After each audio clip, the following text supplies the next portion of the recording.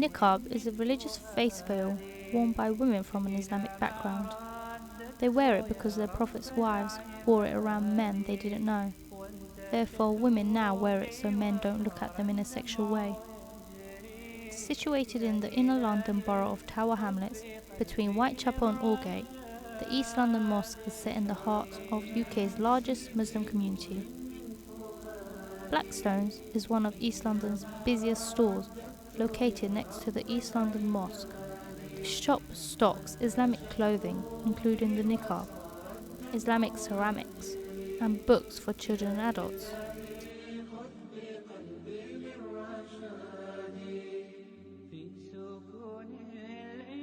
Do people come to our shop to buy niqab? Yes, they do. They come to, we sell books, fragrances, we sell clothing downstairs, and within that niqab is also available for those who wish to purchase it, use it, give it as a gift. We definitely do sell niqabs of varying types as well.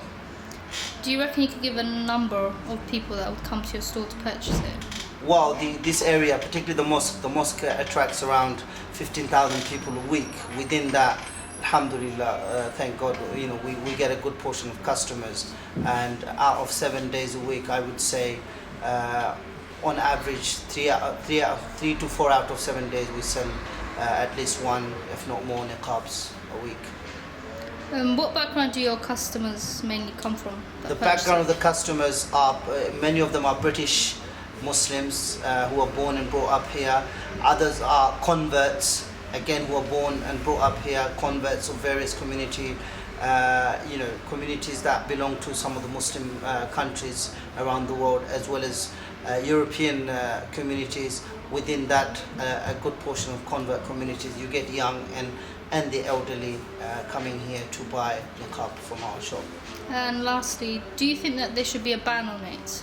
Well, I mean, if you want to ban niqab, then you're talking about banning freedom, you're talking about banning human rights. I'm not sure if you're interested in banning human rights or freedom. If you are interested in banning human rights and freedom, then the answer is very clear.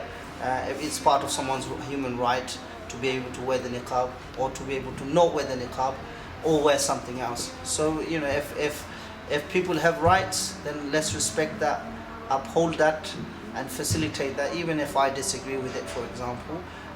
Tolerance and unity through diversity is what's important.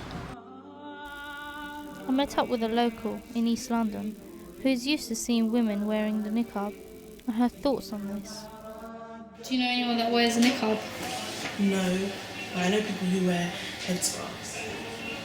Do you think there should be a ban on it?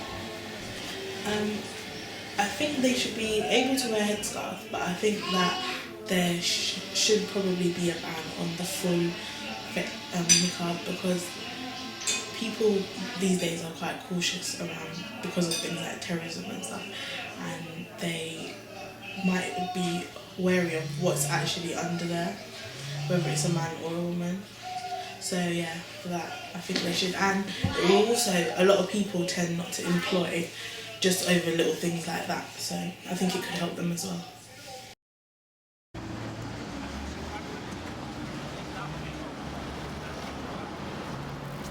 I decided to go to the women's reception in the mosque to talk to a few women wearing the niqab.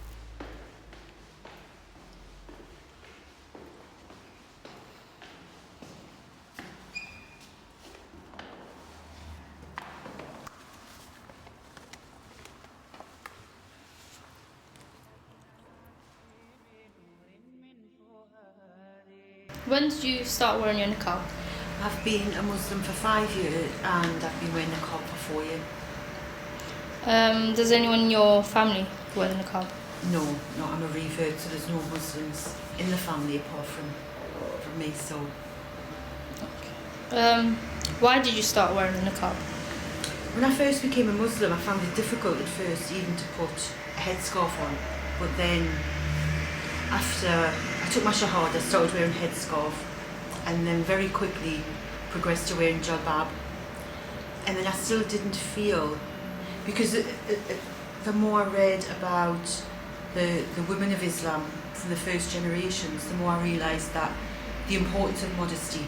And I still didn't feel I was being modest enough just by wearing the dress and the headscarf. So then I progressed to the bigger, baggier clothes, and then eventually the niqabs and the gloves, everything kind of. It's really difficult. I lived in a little village up north where there was no Muslims, and the only influence of Muslims was obviously Twin Towers bombings, and so that was the image of Muslims in that area. So it was very difficult. Children were not allowed to play with my children just when I wore a headscarf. But as soon as I put the niqab on, it just literally translated to everybody that I was an extremist and I was a threat. So it was, or spat at in the streets, or abused, which is why we moved to London. Obviously, you just said that you were spat at or anything. Have you come across any other problems while wearing it? Yeah, I was on a plane flying from Newcastle to London, and because obviously I have to take the niqab off for identification, which they did in a side room, but the other passengers didn't see that happening. So what them actually seen was me just being allowed to walk through, and there was a man behind us who was wearing a baseball cap, and he'd been asked to take his cap off. So these men on the plane thought it was disgusting that a foreign, because obviously they presumed I was foreign, potential suicide bomber was allowed onto a plane without having to reveal who I was, when an Englishman had to take his hat off. So that delayed the plane by 2 hours because the abuse was that bad and there was fighting on the plane. The men were arrested, and then I had to come back to London for evidence. It took over a year, but the man was found guilty of racially motivated harassment. Do you feel comfortable wearing it? I feel so comfortable now, I mean, especially in this weather, it's lovely, keeps my face lovely and warm, but it becomes so natural that I've literally, if I've gone home late from work and I have things to do, and my husband's walked in and I've been standing doing the dishes, still with me in a car, and he's like, you know, what I don't realise it's on. It's like, it's there now, it's part of me, and when I'm leaving the house, it's like putting on a pair of really comfortable Ugg boots. It's just like, once it's on, I feel safe. And you said you were married. Was your husband against it when you first wore it? Or? No, because I wore it before I was married. Okay. So I've been wearing it for about a year before I met my husband. And we've discussed it since, and we've discussed if I ever took it off and things like that. And he's always said that would be my decision. However, I know my husband would never have married a woman who didn't wear niqab. He's an imam, so I know he would have. He always said he insisted on it, but that wasn't my decisions. Okay. We found out why women wear the niqab, and if it were a choice for them. Wearing the niqab makes Islamic women feel more comfortable, and it's part of what they believe. Some of these women even fear how others will react seeing them wearing a niqab, whether it's a good reaction or a bad.